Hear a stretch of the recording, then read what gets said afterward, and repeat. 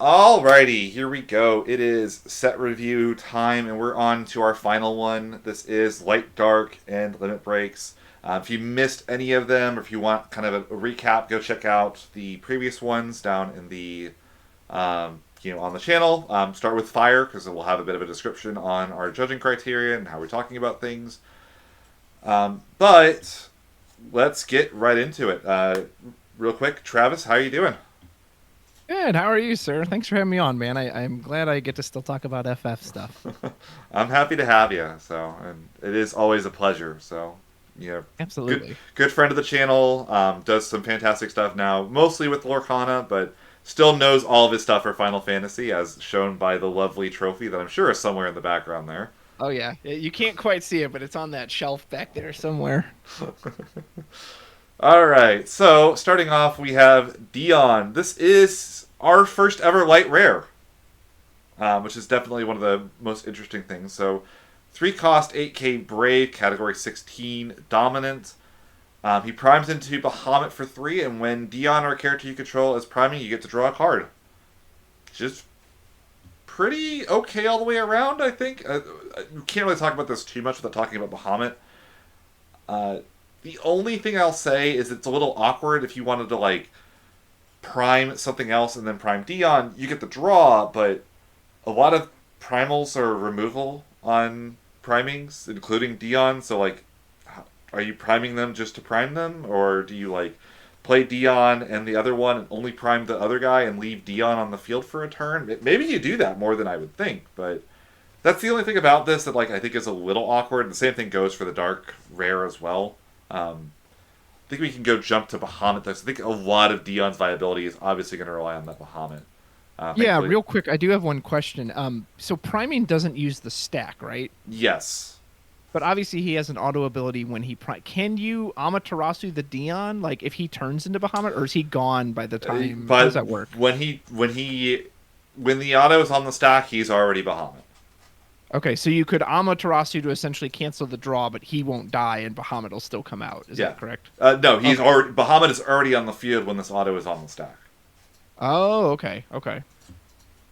It's a very weird thing, but priming does not use the stack at all. It just you say I am priming. You pay the 3. You search. You pick up your deck. You search. You play the Bahamut on top, and then both the auto for Dion and the auto for Bahamut will trigger at the exact same time. Interesting. So you would have fully shuffled your deck first before you draw the card. Okay. Yeah, it's a very weird thing, and notably as well, this is not an infinite draw engine. You can't just pay 3, try to prime, oh, fail to find, and then like do that over and over again. Priming So go ahead. for priming to function, it has to finish priming. If you start to prime and fail to find, the character is not considered to have primed for Dion or Barnabas's abilities. Okay. Well, so like, but Dion is still considered Bahamut, right? So if he turns into Bahamut, the auto goes on the stack, draw a card. If they Amaterasu that, will the Bahamut take 8,000 damage? Yeah, Bahamut will take Or 8,000. okay, because it essentially still take. Okay, cool, awesome. So sorry for the question. I just wanted to be very sure on I that. think so. I don't. I'm A pretty sure rules that person can tell us if we're wrong. I'm pretty sure it's considered to be the same character because it retains the ability to attack if Dion could attack. Um, but I guess technically it does. It kind of comes from a character that's no longer on the field as well. I'm pretty sure you would do the 8k to Bahamut. Gotcha. Okay. Speaking of, so the reason that you're playing Dion is Bahamut, of course. So this is our Light Legend category 16, 4CP, 10k Brave. We love our big light and dark cards here. When Dion primes into Bahamut, choose 2 forwards, deal them 9,000 damage, and Zeta Flare, choose a forward, it loses all of its abilities till the end of the turn, and break it. Um, what comes to mind immediately when you see these? Because I've got some thoughts, but I'll wait to talk about it until I hear yours a little bit. The special is clearly great. Just that's an incredible special. No extra cost, no dulling. Just bloop, use it immediately. Especially since he's brave, they could have easily added a dull to that. Been like, well, he can attack and then use it. So nope, you can just Zeta Flare, pew, pew, pew, pew, pew, pew, blow up your opponent's board if you want. Uh, I love Bahamut. He's my favorite summon, but man, like the fact that this only does something if you prime into him really sucks. So if you just top deck the Bahamut and you just play it, it just doesn't do anything. You paid for it. I mean, you got a 10k body at least, but like, that alone is not enough. Like, but however, once he primes, essentially taking out two things Eternity primes, that's awesome. So I love the priming cost. I hate the fact that outside the priming, he doesn't do anything. Like, maybe I was spoiled by Ifrit because he was the first one I saw, but Ifrit to me kind of set the tone that like you can prime or you can play them naturally, and it always works.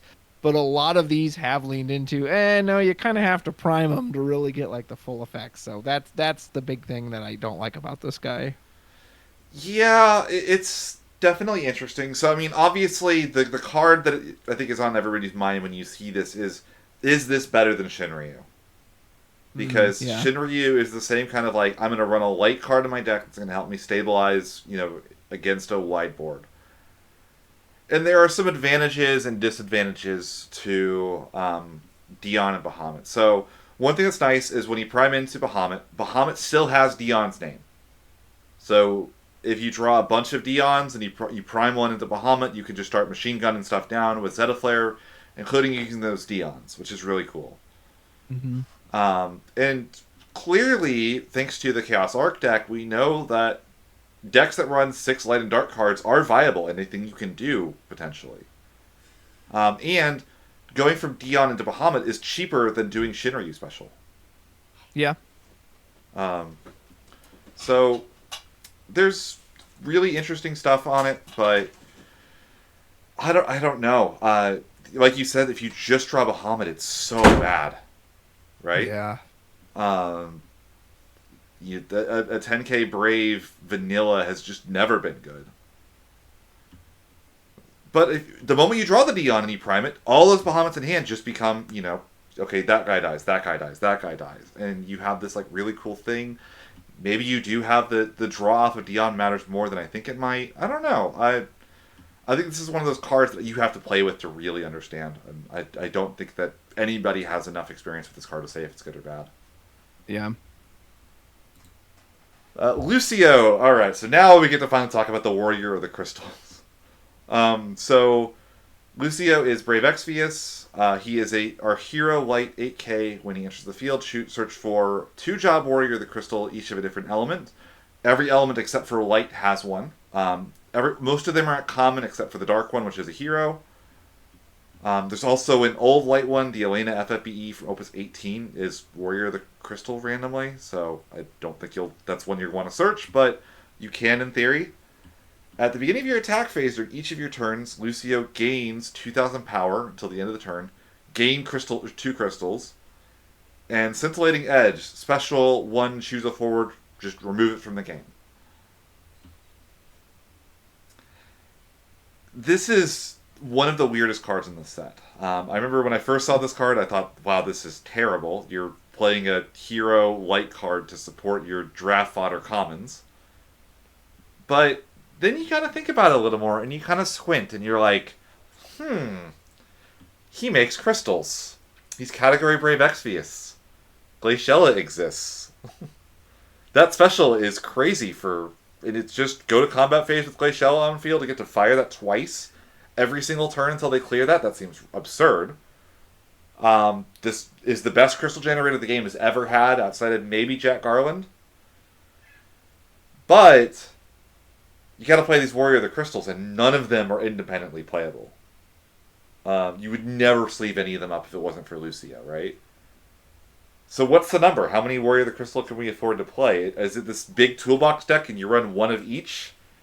Notably, you can't just like run one and search 2 copies of it. You have to get 2 different elements of them. Yeah.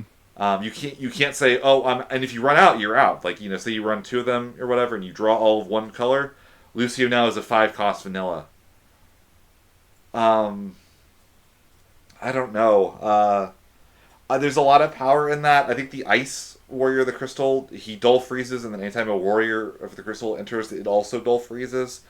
The Fire one does 4k and, 2 CP plus a crystal. Like, the crystals are almost free at this point with Lucio. He's so good at making them. Maybe that's what you could do with it. Like, focus on those 2. Maybe throw the water one in to help color fix for Glaciella if you draw the Glaciella as well. But you're running so many bad cards to make a really good card playable. And there have been decks that have done that in the past. The most famous example, I think, is Chocobos. Yeah. Chocobos, there was not a single playable Chocobo in that deck, other than Fat Chocobo. But it worked so well with what the deck was trying to do that it was worth doing. And maybe that's where this is with these Warrior of the Crystals. Uh, it's a really high deck building cost, though. And if you don't see Lucio and Glaciella, you could be in a world of hurt. The power of Stern Leonis carrying chocobos. So in a vacuum, this card is actually broken. It's completely absurd. Searching 2 cards on entry is really good for a 5 cost. Yeah, the crystal generation on it is just insane. It doesn't even have to attack. And the special is even better than Glaciella's special. It's 1 cheaper. It's colorless. It outright removes them, so you don't even have to worry about like power. Like, oh my goodness, I want to see a deck around this in Glaciella. However, again, that's in a vacuum. Like you said, looking over all these Warrior of the Crystals, none of them are amazing. None of them are just like, wow, that's great. None of them draw you a card. Like, they're all kind of removal based. That one dull freezes. The fire does damage. Like, I don't know. Maybe like Soiree, maybe it'll end up being a bigger banger than I first thought, because I didn't really know what to make of Soiree when I first read them. But a lot of them had EX burst, so just I don't know. Like I said, clearly this card has just so much text going on for it. But will that be worth it? That remains to be seen. So cool card. I'm glad at least he's trying to enable that package. But like you said, just looking at the others, they just don't seem worth playing. And like, I think that like you're going to have to play them. Like, you're going to draw them before you draw Lucio, and you're probably going to have to play some number of them to the field. Even if you have the Lucio, you probably still are like, well, I searched these guys. I've now got 6 cards in hand. I might as well spend one of Lucio's crystals and play these guys. And none of them are independently amazing. Like I said, the ice one I think is just the best one in general, because like it gives the other ones bonus text and like does something with the burst. It's just like weirdly better than the rest of them. But yeah. Yeah, it's really strange card. I'm excited to see if anything comes of him. Maybe it'll be a great budget deck for people too. Well, budget. Glacial is expensive, but. All right, so we have Odin. Let's jump to Barnabas before we talk about Odin, because we kind of talk about Dion the same way. So Barnabas is very similar to Dion. 3 cost, 8k, first strike instead of brave. Priming for Odin is 2 instead of 3, like it is. And then when Barnabas, or any character is priming, choose a forward, it loses 8,000 power until the end of the turn. I think that the abilities on Barnabas himself are a lot worse than Dion's. Again, every single icon when it primes kind of becomes removal except for Barnabas himself. So, how much removal is too much removal? At some point they don't have things to kill. But people are excited for Odin. So let's talk about Odin. As they should be. Odin, 16, icon, haste, and first strike. When Barnabas primes into Odin, Odin gains. When Odin attacks, activate Odin. And Odin can attack twice in the same turn. Now, these are 2 different autos, which I didn't realize the first time I saw this. So, if you do this, you prime, he has haste, so you can attack, he'll activate, then he can attack again, he attacked, he'll activate again. So he has like a pseudo-brave almost. And then he has a special, activate Odin. Odin can attack once more this turn. Now, the text once more means it adds 1 attack. So he can attack, if you prime into Odin with Barnabas and you have 4, Odins and Barnabases in hand, you can pitch all of them and you can attack, 6 times and just kill your opponent on the spot. Seems really cool. How good is that?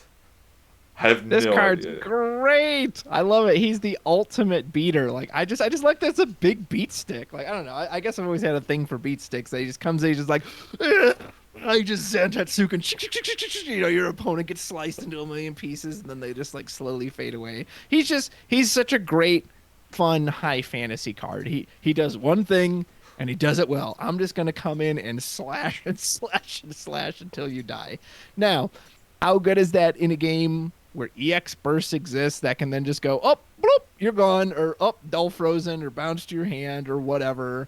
Or in response, here's this, he's dull frozen, now he can't do anything. Probably not so great. Probably not so great into a card like Refia that says, yeah, that's great. I'm just going to send him back to deck before you even get to do any of that stuff. Nonetheless, a haste first strike 10k is just such a beater. So I love him for that. I hope he's good because I want to see someone come in and just throw his Sleipnir and just shing shing shing shing and just slice people to pieces. But is he actually good? That I don't know. But man, do I love the design of it. He loses to every interaction possible. He loses Yeah. to Amaterasu. He loses to Cucullin. Lev 6 puts him on top of the deck. Hmm. Refia spins. Like, he even loses to like a lot of like low, like, cheap summons that can break, 4 or 5, all the lightning removal spells all kill him. Like maybe with Behemoth, and he's only got to get like he really only has to get one set of attacks off with Behemoth, and all of a sudden now it's 4 damage. Hmm. But like, that's a lot of dark cards for a guy that just is a beat stick, and Yeah. beat sticks are not good in this game. How many times have people tried to make Ravana work? You know, Exactly. I feel like I'm in Mean Girl. Stop trying to make Ravana happen. It's not going to happen. It's not going to happen. They're ghoul. Well, and being serious, if you're going to run 6 dark cards in your deck, you're probably running Chaos Arc. That is a tried and true, tested, proven method, or maybe the new Chaos because that's super powerful too. Like, uh, yeah, are you going to run him over those? Like, no, probably not. But somebody do it anyway because I want to see it. Like, does he kill you faster than New Chaos? No. Um, No. he's a lot harder to search. Getting Barnabas out of the deck, like, there's nothing that really searches Barnabas, Yeah. which is another problem with them. Like, they didn't print a searcher backup for 16 in the set, so I kind of thought that was what mid was going to be, actually, when I first, like. Yeah. I'm very surprised they didn't do that. So, like, I just like how easy. So, if you can't draw the Barnabas, much like Bahamut as well, he's just a bungus if he doesn't prime. He doesn't get the reactivation or the double attacks. You can still do the special, but that special is a lot worse without the priming. Yeah. So, I don't know. I'm not a fan of this card, but it's also not a ghoul card, so. Sure. Our last dark card, we have a dark hero. This is the last warrior of the crystal. She's worth talking about on her own, so Brave Exvius. This is Raph. 3 CP, 9k, so very, very big. When she enters the field, she's a forward. It loses 4,000 power for each crystal you have. This gets pretty, at about 2 crystals, I would say. This is when this like really starts to work. 3 CP, kill a guy is not terrible. And then spend a crystal. She can't be chosen by opponent summons her abilities till the end of the turn. It's like fine. I think she's competing a lot with Venera Fens for like the dark Yeah. crystal girl. This obviously Raph I think is better at killing big guys, but Venera has like the cleave and the haste and the lower cost. So I think Venera is probably better, but I wouldn't be surprised to see her show up, here and there as like a one-of removal spell in like a deck that just incidentally makes 3 or 4 crystals. Yeah. No, well said. You pretty much said it all. It's one of those awkward crystal cards. If you draw this early before you have all your crystals, you're just gonna pay for a body because you don't really have an entry effect. And then her protection's kind of nice, but again, after her entry, she's just a body, so I don't know if she's even worth protecting. Yeah. All right, let's move on to the limit break. So we have 1 limit break of each element this set, and then we have 6 multi-elements, the same ones that we had in Opus 12. First up, we have Tenzen. Tenzen is a samurai, limit break 3, 7 cost, 9k with Brave when he enters the field. Until the end of the turn, all the samurais and card name, all the samurais you control gain 3,000 power, Brave, and they can attack twice in the same turn. I think this card is really cool. So, obviously, it kind of competes with the old Tenzen, but not really. Like, the other Tenzen you play early on, your opponent really has to get rid of that Tenzen, or you're going to draw a gazillion cards. And then when they do, you go, bam, here's the other Tenzen, now all my stuff gets to attack twice, and I get to punish you for doing that. Like, it just seems really cool. A little strange he doesn't have haste himself, so he can't do the double attack unless you can give him haste. Yeah. But there's a lot of other fun, like, on-attack triggers that this enables. I mean, obviously, like, the weird thing is Samurai's already had a double attacker in Hien. Like, this is just like Hien from the Limit Break deck. Um, so, like, does that really matter? But, like, for double attackers, you could attack twice with the Ayame from a couple sets ago and do, 7k pings on attacks with her. Jed, you can spend some crystals and draw a bunch of cards. I think this card's just cool. Cyan Cleaves are obviously really strong when you get a bunch of them off. I like the design of this card a lot. I'm actually a little on the opposite end. I don't like it simply because I think it's boring. Like, I'm kind of bummed. Okay, they get this big limit break, and it's just the same thing samurais have always done, which is they're big, they're brave, and they attack a bunch. Like, yeah, it already has the effect the Hien had.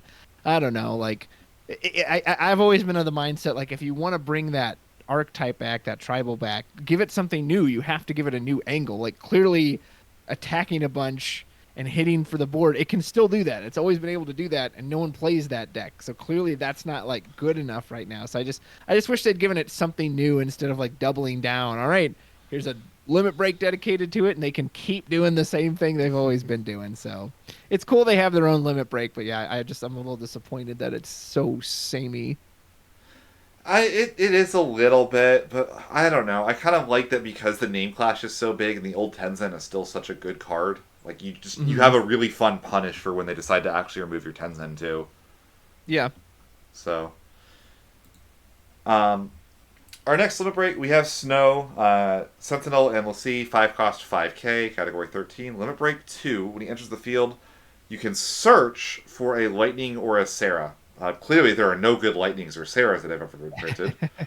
Um, just seems like a pretty solid all around card. Just does exactly what it says in the tin. Yeah, to me, I almost just see this as like backup insurance. That is, you just run one of the Sarah or Lightning backups, and that way, no matter what happens, you then technically cannot brick on getting a backup turn one in whatever deck you're using this for. Granted, I don't know if you want to pay 5 on turn, but if you can't get a backup and your other option was like putting out some forward who doesn't do anything, you could do a lot worse than that. So it's pretty unique. Yeah, in Ice, the Sarah backer from last set saw a bit of play in like Gigawall decks. It's like a reasonable enough card that you could search off of this. Um, and like I said, there's how many Lightnings in the game now that you could play. Even this set. Hmm. Search out the Earth one, or there's a couple of different Ice Lightnings. There's Ice Lightning. Lightning will love this card. Yeah, just good card. Yeah. Search is strong. All right, so this is always a fun one because I used to joke this card had 3 things. It had Zidane. It's broken. It's a Windel. It sucks. It's Theatrhythm. It sucks. 2 versus 1. Which side came out on top? Let's find out. So Zidane, 4 cost 5k, Tantalus member Thief, limit break 1. Cannot be blocked by a forward of cost 4 or more. Do you ever care about that text on a card? No. I didn't think so. That's like the common win text that they throw on stuff, but just okay, sure. When Zidane enters the field, your opponent puts the top 2 cards of the deck into the break zone. If both cards are the same element, you draw a card. So my initial reaction to this card was, this card sucks. Why would you ever play this card? Zidane's such an important name, and it's like, I kind of think of it a little more though. It's like, well, Wins LBs suck. With the exception of Ace, there are no Wind LBs I'm excited to play. And you can't always play Ace. So then it's like, okay, let's judge this guy on his own merits. A bit of incidental mill, I don't really like. I guess like you can guarantee win deck outs, but like win draws so many cards, like you're losing deck out no matter what you do. So maybe you're like trying to stack up like for the new Hero Zidane or like a Beldat, but it also does like sometimes draw you a card, and maybe that's just good enough on its own, right? This 4 CP 5k, maybe half the time it draws you the card. It's gonna feel really bad if you need it to draw the card and he doesn't, but I mean that's Wind LBs for you. I don't know. Like, are you seeing something that I'm not? Like, No, you nailed it. My scenario in my head, how they created this card, is they had two big tubes in this massive lab, and one was full of Zidanes, and the other was full of how bad Windel bees are. And they hit a big button, and they shot together, and then what came out was this. Like, yeah, I didn't know it's possible to print a bad Zidane, but here you go. For what it's worth, he's gonna see play. Like he's gonna see the Yeah, inside but of. Because, like the that's Windel more bees of are a so reflection of bad. like how bad those are than how good he is. So He's certainly better than Death Gaze. I'll give him that. we don't talk about Death Case. Yeah, we don't talk about Death Gaze. All right. So here's Celtius. This is the Earth Limit Break. Job Kulu, category 11. No name clash on this guy. He's only had one card ever. 5 CP, 9K, so he's pretty big. If Celtius is dealt damage by opponent's summons or abilities, the damage becomes 0 instead, and he cannot be outright broken by summons or abilities that don't do damage. Um, I'll let you talk about this one because I've had a bit of a change of heart on this one from when I first evaluated it. So I'll let you go. For how simple he is, like I like him a lot. He basically says he cannot die to a summon or an ability. If you think of all the traditional ones, they can't break him, they can't blast him with fire damage. Unfortunately, the game has gotten a lot more like alternative methods these days. We have a lot more characters that can tuck stuff back into the deck that used to be non-existent or very, very rare. He can still be bounced.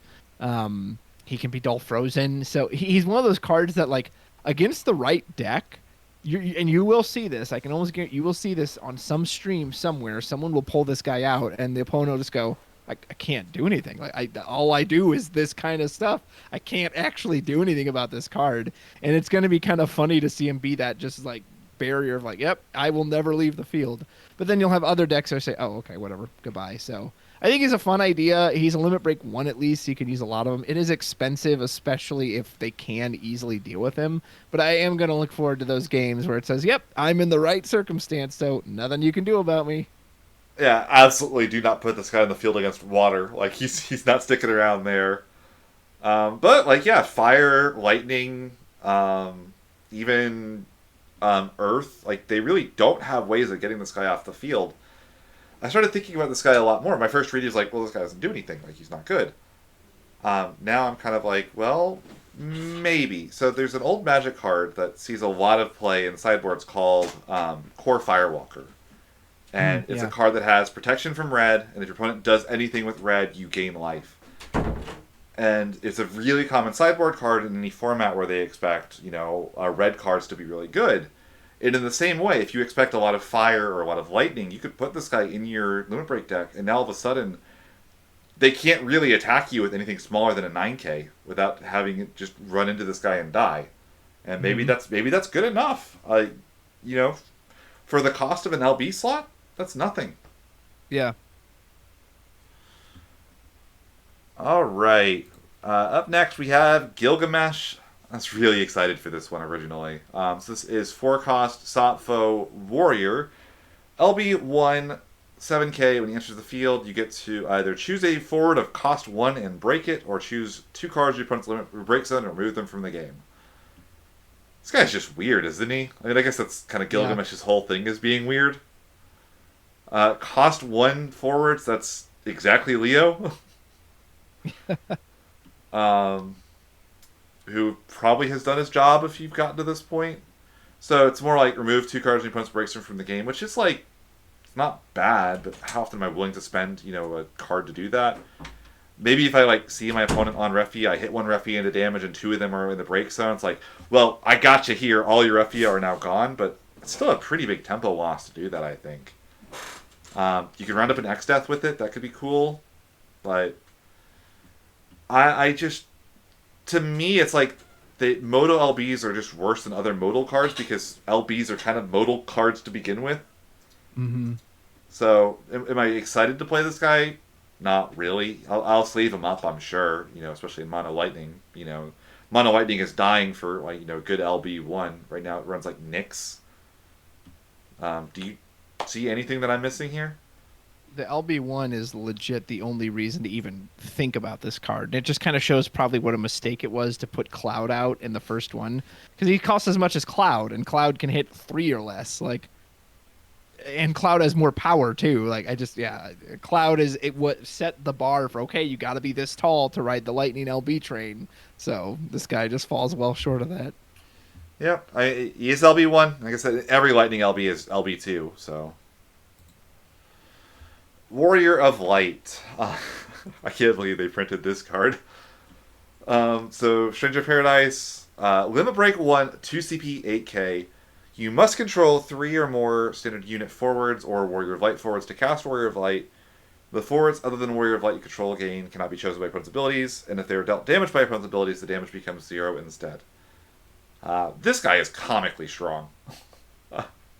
Obviously, I've played a lot of Raphia Control, and in that deck, the 4-color Warrior of Light is not the most important card in the deck. It's like Raphia followed by Ferris followed by Arc, and like Warrior of Light's job is to help you get everything else into play. Mm-hmm. And something that happens in the deck a lot against aggression is your goal is you get to 3 damage, you get a single Warrior of Light backup down, and you go Arc for Ferris, Ferris search Raphia, play the Raphia, spin.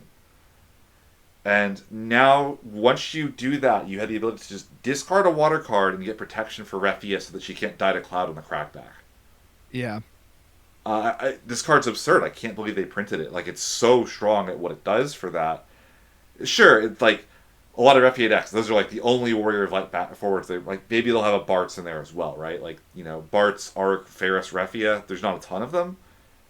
But you don't need very many. And like the situations where you need this guy, he's going to win you the game. I think this guy is absurdly good. I was very surprised that I thought he was just going to be the typical like standard unit, which a lot of the Warrior of Lights are, and so the fact that he also works with the job Warrior of Light, like that text alone, tipped him from he's pretty pointless to like wow, yeah, it makes it absurd. Legit, the only thing that would hold him back in that list is that that list essentially can run the best of every limit break that they want. You know, usually they'll run the Shantoto just in case, the Leos, the Titus, like they have so many options. So I wouldn't be surprised to maybe see people like, well, maybe he is worth cutting just because of slots and the deck is so strong as anyway. But like you said, protection for Raphia is just like, holy cow, that's so strong. So yeah, for that. Oh, fun fact too, in limited, I don't think you can actually even cast this. I don't think there are any standard unit forwards or Warrior of Light forwards. God. One other funny thing. He does protect all of your forwards, not just your Warriors of Light. So if you happen to stick him with like an Une also can't be chosen. Oh, God. Please no. So, yeah, this guy's absurdly good. Just they don't have to print all the good water LBs. They do anyway, I guess. They want you to have to choose. It's like, no, we got to keep giving them great ones, so they got to keep having to make the choice. All right, so here we are. We're into our multi-LBs. So here is our Fire Ice one. This is Iron Giant Sop Foe. I hate this boss, by the way. This is the worst boss in the speedrun.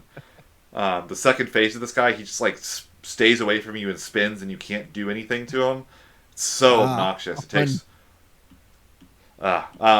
So Limit Break 3. There's 2 different types of these multi-element LBs. There's modal ones, and then there's what I call the check ones. So this is our first modal one. So either choose a forward of 2 or less, deal at 5k damage, or choose a dull forward and deal at 7k. What do you think here as your initial thoughts? I mean, it sucks that he beats up my boy Laswell, but I mean, a lot of things did. Again, Cloud could just stop that card too. He's fine. He just kind of reminds me of the old, was it the Leon that came out in Opus 12, and it did a similar thing. I'll burn it for this, or, you know, freeze it or whatever. And granted, it's LB, so you have access to it at all times. That's not bad.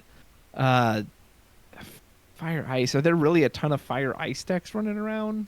I mean, maybe Category 6, but like, I don't know. It's still a bunch of conditions, though. It's still, okay, specifically 2 or less, and you're not breaking it, it's damage.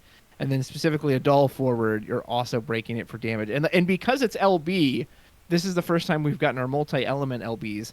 That actually hurts a big thing of what makes multi-elements great, was that you could discard them for multiple cards. Well, you can't do that with LBs because they're coming from your LB deck. So I think they're actually kind of worse than your typical multi-elements, because now the cost of them is truly a burden. It never really was like in the normal ones, because again, you could pitch them for whatever you want, but now you just have to pay that and you don't get that upside. So like, He's fine, but I don't know. Nothing about this is like, oh boy, can't wait to jam this thing into a deck. Yeah, I mean, clearly, I think he does have a place if you're in a deck that can cast him. Dull forward for 7K, I think is the most common mode that you'll see used. But I mean, shooting a Laswell for 5K is going to matter and is going to probably win you games here and there. I don't know what deck plays it, but if any deck does, he will show up and he'll be fine in that deck. I'm like you though, like I'll have a small little diatribe on the multi LBs at the end, I guess. Sure. But all right, so this is our first of the check ones. This is Magna Rotor from FF6. So these ones you have to have 4 characters of each element, and each element gives you an ability on entry. Um, so the 2 modes on this one, if you have 4 or more ice characters, you get to Zidane them. And if you have 4 or more wind characters, he gains haste. Now, to me, the difference in modes between the ice mode and the wind mode is hilariously large, right? Hmm. The wind mode, you can maybe poke in for a point of damage this turn. The ice mode, one of the most broken cards in the history of the game. Yeah.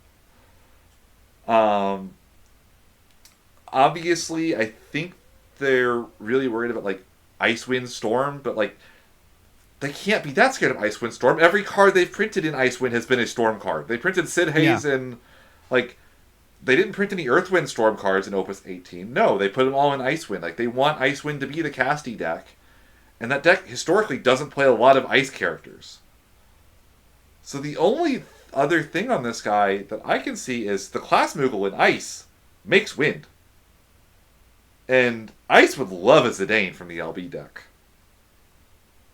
That's like the only thing I can think of that makes me like really excited to play this guy. Like, if you're in Icewind Storm, the only time this guy is live is if you have Uke and Sid Haze and Locke on the field. And at that point, do you need the Zidane mode on them? Like, is that even good anymore? You'll still have him, I bet, but like, that's just like, putting a hat on a hat at that point. I just can't believe that the win text is just haste. Just haste on a 5 cost 7,000 power. I don't know what it should have done, but like again, surely it did something like worth using, and then someone came and tapped that designer on the shoulder and said, remember, it is still technically a wind LB, even though it's multi-element. They said, oh, you're right. We'll just make it haste. Like, that's it? I have to have 4 wind characters in a clearly multi-element deck just to give us 7k haste? I don't get it. Yeah, the ice effect is clearly good. Like, I do not understand I, that wind effect. It has to be the wind LB tax, because I don't know what else it could be. and the funny thing is, like, I can't believe the ice effect is that the ice effect could have just been your opponent discards a card. No, they gave it the Zidane text. Like, Ice has never had that. Yeah. Ice has never had a card that unconditionally discards a card of their Yeah. choosing from the opponent's hand. Yeah, that was always my complaint, was that the Zidane, I was like, why isn't this an ice card? Why is this effect in wind? So strange. I mean, this card I think is clearly very strong. I don't know what deck plays it, like I said. Vajra Wu. So this is another one of our modal LBs. 5 cost 8k, limit break 2. You have 2 options here. Either choose a damaged forward and break it, which is the wind mode. That's not a very windy effect, by the way, guys. That's Lightning's thing. And choose a forward opponent controls Vajra Wu, and the chosen forward deal damage equal to their respective power. So it's a fight. He seems okay. He's a little bit like Cloud, but hits different things than Cloud in a way. And small ping is kind of a wind thing that usually isn't leaned into very much by most wind decks. But like, there are situations where that first effect will come up and will matter. And in a 4-color deck, if you're on like a Ferris Refia deck, I could see you playing this like after like a Ferris Cleave and leave like 1 damage on a Warrior of Light and then go Vajra Wu to finish it off. Like, those are things that could happen conceivably. He seems fine. I mean, the biggest thing to me is this just doesn't feel like a wind card to me in the slightest. Yeah, he's pricey too. He dies to Amaterasu with only 8k power. I don't love that, man. I don't know. I don't know. Again, I don't know what I wanted, but I guess I wanted something more like Gudon. But yeah, I don't know. The 5 in the corner seems very pricey for a conditional break and then the fight effect. I mean, he trades up. I mean, LB cards are cheaper than they appear on face value. Yeah.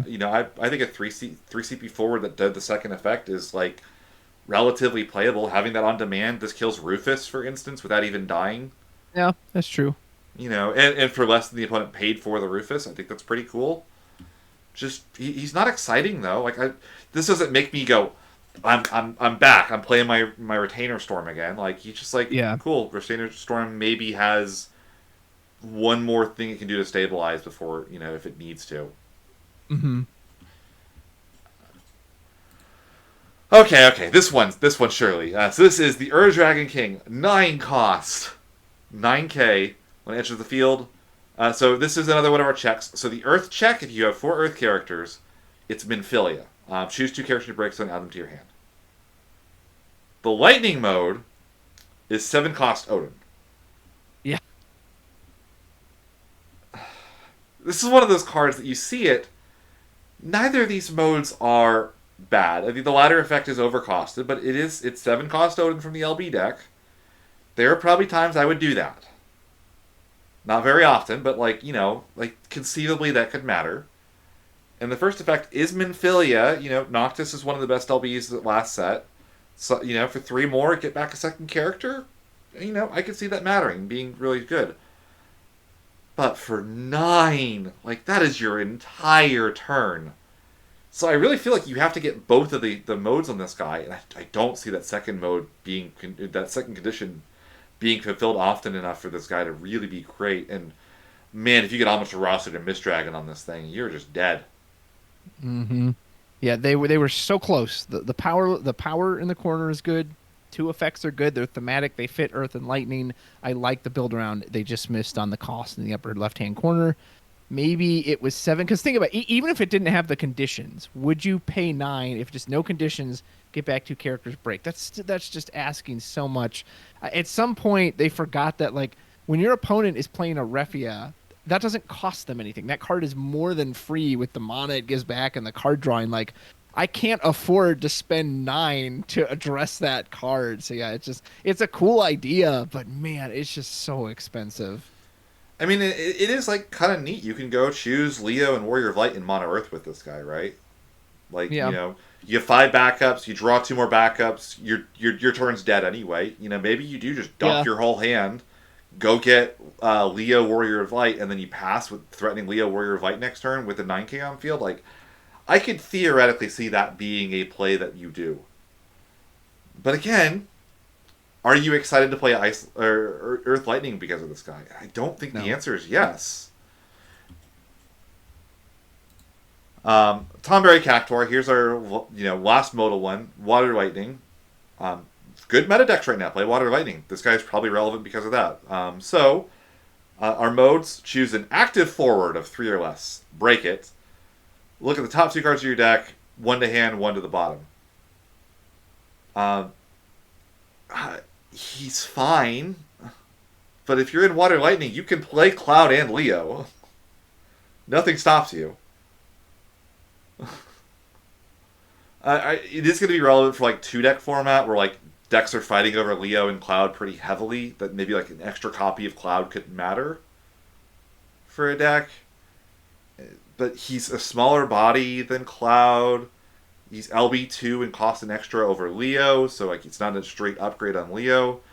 I mean, I was talking with you before this about Lorcana. It almost feels like the same type of thing where it's they're almost scared to really push the envelope on LBs a little bit because Yes. They're no, this is the power level we want our LBs to be at. And it's they're tiptoeing up to that line and not wanting to cross it, which maybe is a good thing, but it means that all the LBs from Opus for the first set that printed them, they're not going away. People are still going to play, Leo and Tidus and Cloud till the end of time, and until Exactly. And this guy isn't outright better than them. You will still probably play one in Water Lightning decks just because you can go Cloud and Tomberry Cactuar in the same turn. Yeah, true. Maybe Chaos likes it a little more than Leo just because it can dig specifically for that next special it needs. Leo only draws the 1 card. Maybe the card selection matters more because if you draw a dead card in that deck, it doesn't help you. But yeah, I mean that's all it does to me. I really like the water effect. There's a card in Lorcana called Develop Your Brain, and it's the same thing. You look at the top two, and then you get to pick one. And I've always just kind of liked those effects. I like when you like get to secretly see it. You don't have to reveal it to your opponent. But the lightning effect again, why is it worse Cloud for the same cost? And actually, it's harder to pay than Cloud because you need two elements. Like I just don't understand that. And again, were Cloud and Leo a mistake? Yeah, I think you could make a good argument for that, but multi-element cards were always supposed to be so much stronger than all the other cards, and these ones just feel so much weaker than like some of the solo mono cards. So it's cute art, and again, I don't mind the Tonberry effect, but and couldn't this have been more? Could this have been at least 7? Did it have to be 5? Did it have to die to a Warrior Light Ping? Nah. Yeah, that's the other thing. Is the multi elements historically are all above curve by like a Yeah. thousand power. This guy is not above curve for a 4 CP LB like at all. Mm-hmm. So weird. I think yeah, we got one last one. So this is Ultimate Weapon, category 10. This is the last of the check LBs. If you have fire, you get to do 9k damage to a forward. If you have water, you get to fanfrit your opponent. Notably, if you have both of these, you want to stack these so the damage goes through first. Otherwise, they can just sack the targeted forward in response, and you don't get anything. Of the check ones, I think this guy is the most likely to be pretty good, just because water fire is already a good deck, and like I think that first mode is kind of just a better Vincent if you can pay the cost for it and make it work. Vincent's 5 CP, but you got to sack the backup, and he's got Yeah. first strike, but the body's smaller. So like, is it really first strike in that regard? Like, so like I think just based on that alone, I think this card will see some amount of play. Uh, it kind of comes back though to let me just make sure I'm not missing a card. Oh yeah, okay, last card's the crystal from the set. To me, multi elements made me excited to play multicolor decks. Yeah. I say you see the Fran and you're like, ooh, what can I do with like this Earth Water or this Earth Wind category 12 deck? Or you see like the Ferris and the Warrior of Lights in Opus 12, or like Locke. It's like these really powerful things that warp your perception of what these elements are capable of doing because the cards were so strong. Mm-hmm. Vanille and Earth Lightning, Water Lightning, Lightning, Water Fire Furion. These cards don't feel like that to me at all. They feel like kind of muted. It's like, Yeah. I get that like LBs tend to be weaker than their counterparts are in general. Like a rare LB usually will take like an old commons text or whatever. It's like, well, because it's an LB, it's still worth playing, even though this would probably be a common anywhere else. And like a hero LB could play like a rare. I think Cloud, in a lot of ways, his text is just a rare, right? If Yeah. you like put it in the main deck somewhere. So like, is this the equivalent of a rare water fire card? Maybe, but like, would I have been excited to play these? Would these have been like things that make me want to play them? And maybe they're just so scared because decks have such good color fixing right now that they can you could splash any of these if they didn't have the checks on them. But like they still printed the modal ones, so clearly it's not them trying to like play around that. You could still in your deck that has one win card and all earth cards they can still play Vajra Wu. Yeah. Or like Mono Earth can play Tomberry and Cactuar if it wanted to. So I don't think it even fixes that problem with the. I just they seem confused to me, for lack of a better term, and the cards are not like inherently bad. If we had like common LBs, it's like almost feels like they feel like commons, Yes. like draft commons for Opus 12 to me, and that isn't what multis were and why they were so much fun to begin with. Perhaps multi-elements are just kind of at odds with the limit break mechanic because again, what to me there are some multi-element cards I would put in the deck just because even if I never cast it, the ability to discard for 2 colors from a single card. I mean, how much value? Think of a deck like 7 cost Warrior of Light. It plays a card it can never use, the 4-color Warrior of Light, because not only does he feed this special, he's 4 elements. So he feeds this other card by just existing as a 4-element card. So I think you said that very well. For Ultima Weapon in particular, I think you absolutely have to get both effects off. You do not want to pay 6 for just a single 9k shot or just a single they select something and get rid of it. And I do like that you can at least stack it. Okay, get rid of that one, and now I'm forcing you to pick that one. So he's fine. I've always liked that design from 10, but yeah, I think you absolutely need to get both effects off. And at least it counts characters. I'm glad that, oh well, maybe you build some kind of monster board too, and then they help feed into it. But no, I think you said that very well. Yeah, I will say I actually don't think you do, just because I've seen a lot of Vincents cast on me in the last little bit, and a Vincent that doesn't break your back up is going to be a lot better. True. Like I would pay one to not lose my backup with the Vincent a lot of the time, and I think in that situation, I think Ultimate Weapon might just see play generically in decks that have Yeah. the fire characters but don't want to run the Vincent or don't need the ping effect and don't want to sack the backup to the Vincent. Oh yeah. So yeah, I don't know. I was really excited for these because, like I said, these were the defining cards in their elements to me, and the reason to play multis. And I don't see a reason to not play the 4 color decks right now if I'm playing multis, which feels like a flavor fail to me in the game right now. Yeah. So I don't know. Maybe the next set will be better about this. I have some doubts, which kind of sucks. So it's like now I'm less excited for 6 cards in the next set than I would be otherwise. But Yeah. oh, the one other thing I will say that I do like, these are all bad guys. All the multi LBs are all just like random enemies from the games, which is cool. I do like that. Like there's a fun core theme there with them. And with that, that was all of Hidden Legends.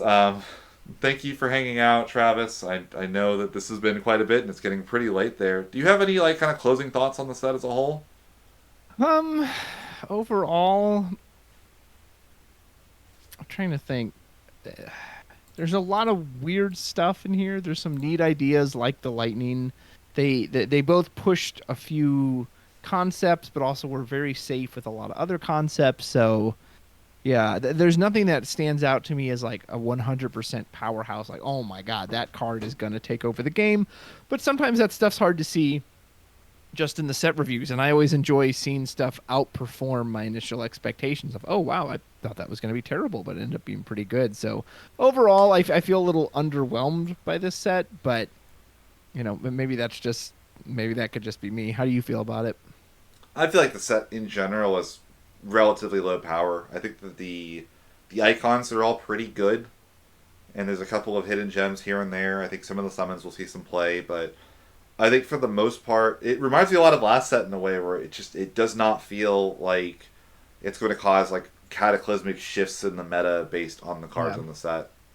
Yeah, you said at the start when we started this journey that it would really depend on how good priming is, and I think that remains to be true. If priming's very strong, then 100% I think you'll see all those icons just show off their power. If it's as tricky and maybe just kind of weird as I am kind of thinking it will be, then maybe not. All right, and with that, we're gonna wrap it up there. I'm gonna let Travis go get some well-earned sleep. Thank you again for watching, and we'll see you in the next one. Bye. Enjoy Opus 24.